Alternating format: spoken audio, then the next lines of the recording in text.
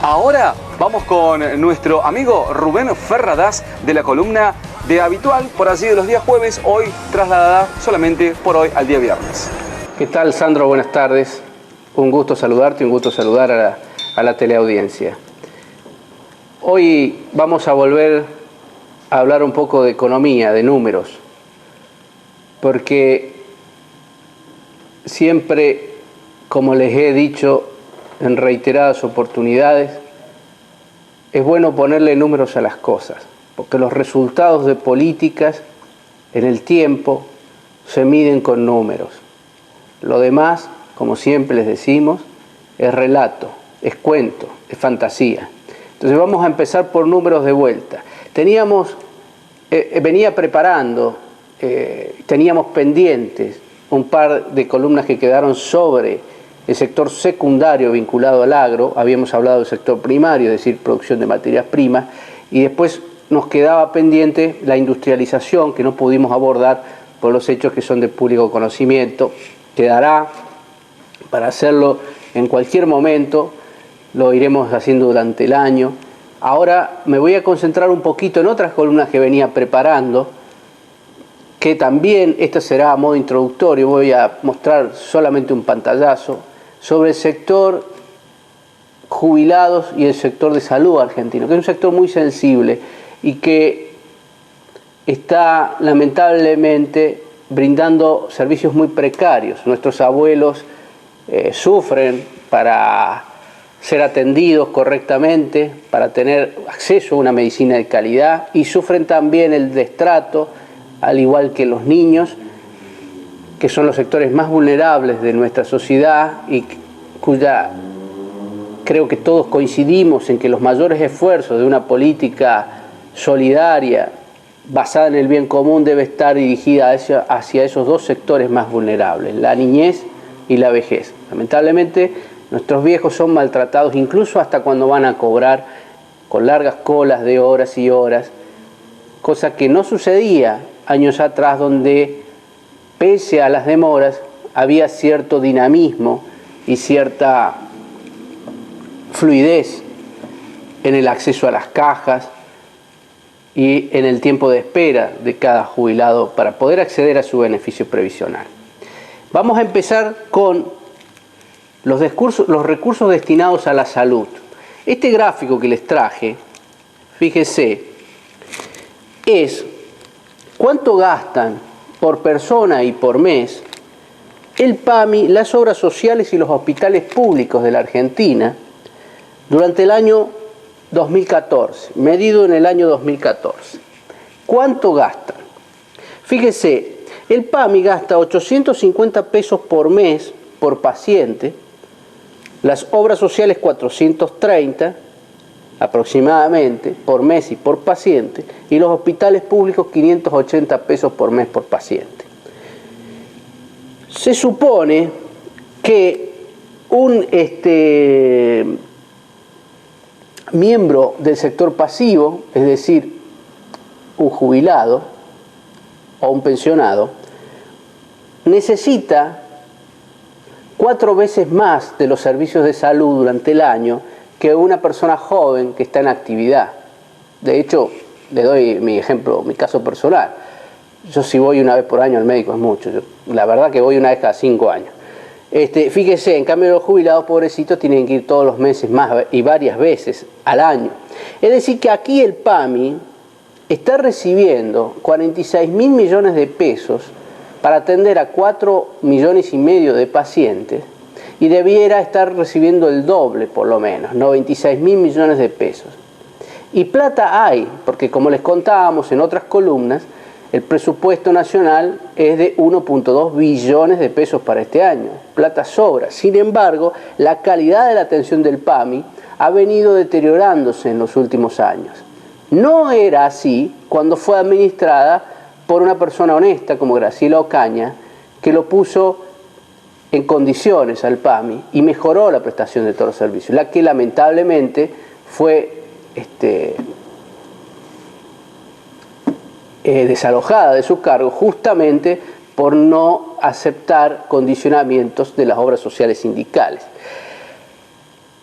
¿Cuánto gastan las obras sociales nacionales en atender a los pacientes que están en el circuito formal de la economía? Porque, por supuesto, si tienen obras sociales, porque tienen empleo. Aproximadamente 75.000 millones de pesos por año y atienden a unas 14 millones de personas.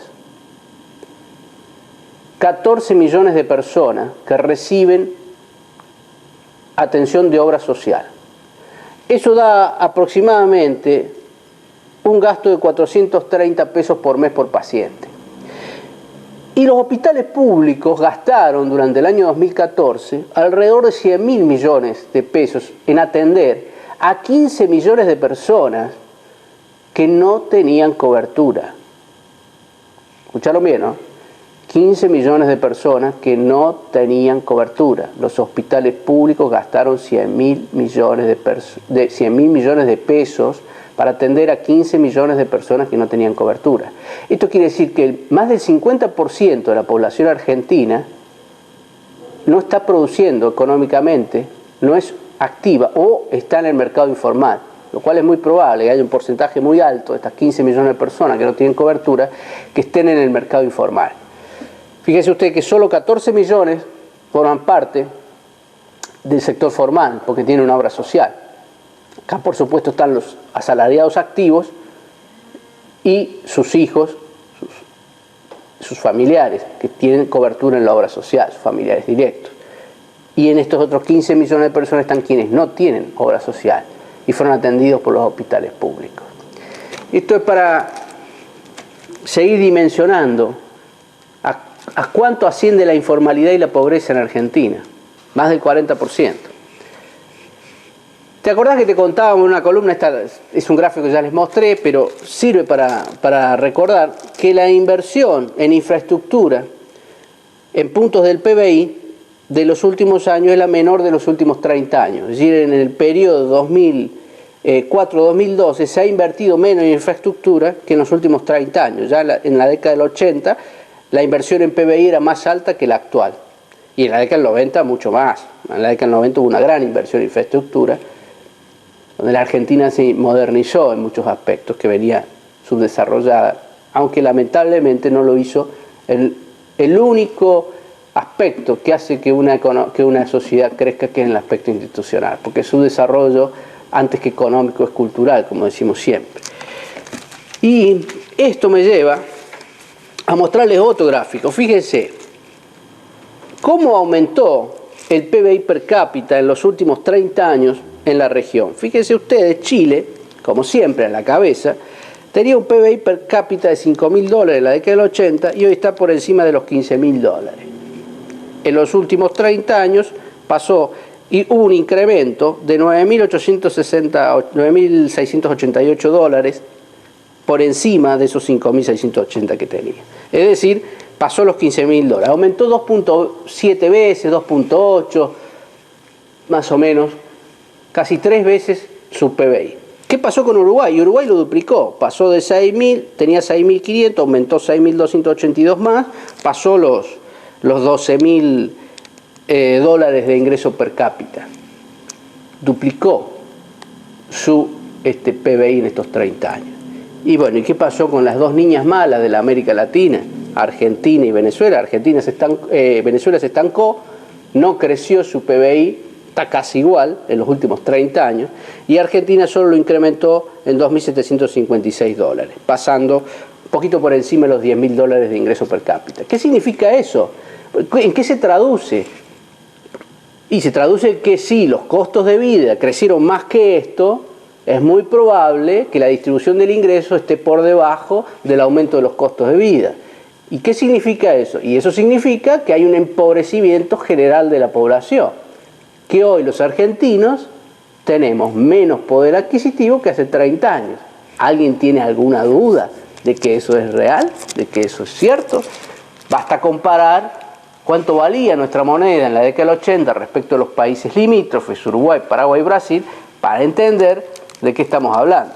Por eso, poniéndole números a las cosas y analizando, como siempre les digo, como les acabo de decir en la introducción, y analizando con indicadores, es como se caen los relatos. Ahí se terminan los mitos, las fantasías de los discursos ideológicos y de bar y de barricada y todo lo demás. Fíjese esto, por ejemplo. ¿En qué se traduce entonces? Como les decía, en un incremento en los costos de vida. Vamos a ver un año nomás, fíjese, el último año. Comparando tercer trimestre de 2014 con tercer trimestre de 2013. En un año, el 25% de los hogares argentinos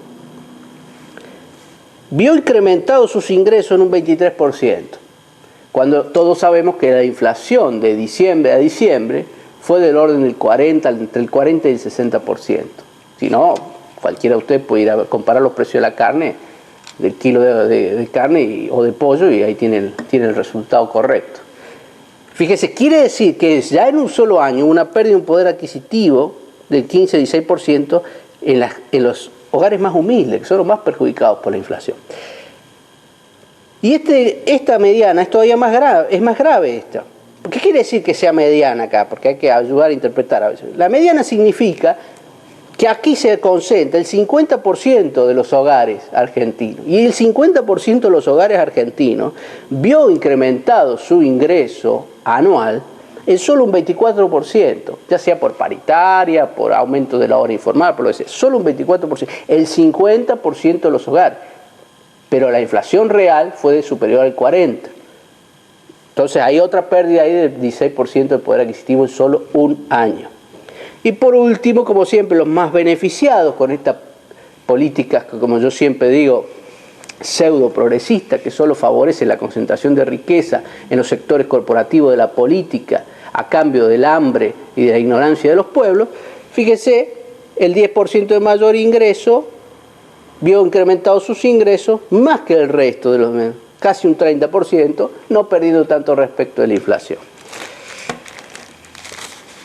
Por último, para que sigamos pensando juntos, recordemos que una de las últimas palabras del fiscal de la Nación, Alberto Nisman, fueron que nada de lo que se hace en la Argentina es sin la directiva expresa de la Presidenta.